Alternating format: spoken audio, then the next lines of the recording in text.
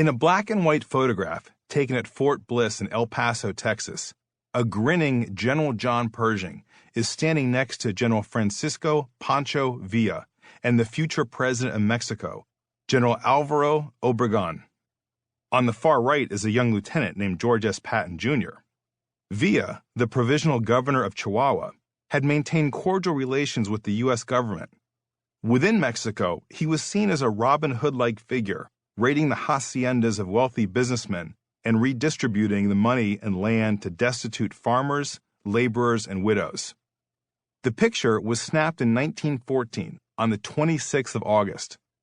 On that very day, 5,360 miles away, German soldiers were systematically setting fire to the Belgian town of Louvain, a city famous for its architectural splendor, including the Katholieke Universiteit Leuven, the oldest Catholic university in existence.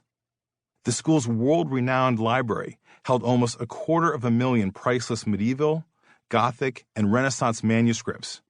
When evening came, the sky was a swelling, rippling mix of smoke and fire.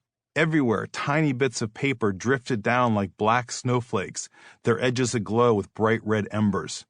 To the horror of the townspeople, it was clear that countless rare books and manuscripts from the library were going up in flames.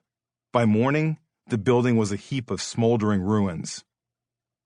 For weeks, British and French newspapers had been reporting on German atrocities in Belgium. The German government had asked the Belgians to let German troops march peacefully through their country to invade France, but Belgium's King Albert, citing national honor, refused.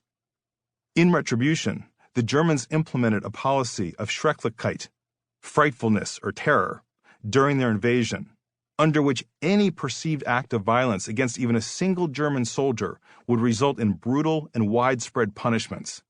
The point was to spread so much fear that the entire population would be deterred from offering any resistance whatsoever.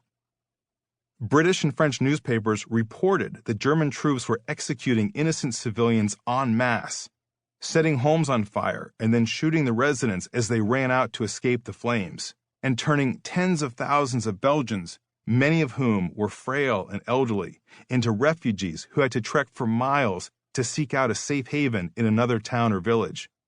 The articles became increasingly lurid.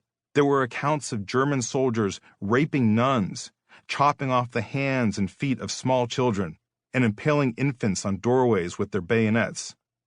Many of these stories came from second-hand sources, and even those sympathetic to Belgium and its people questioned their veracity. But the demolition of an ancient library struck a particular chord around the world, because the proof was evident for all to see. It seemed like an attack on civilization itself. Remember Louvain was the first of many rallying cries for those who wanted the United States to enter the war. Richard Harding Davis, a correspondent from the New York Tribune, was in Louvain during the invasion, and days later he wired back a detailed account of what he saw. The Germans sentenced Louvain on Wednesday, August 26, to become a wilderness, and with the German system and love of thoroughness, they left Louvain an empty, blackened shell. Great architects and artists, dead these 600 years, made the city beautiful, and their handiwork belonged to the world. With torch and dynamite, the Germans have turned these masterpieces into ashes. In each building, so German soldiers told me, they began at the first floor, and when that was burning steadily, passed to the one next. There were no exceptions. Whether it was a store, chapel, or private residence, it was destroyed.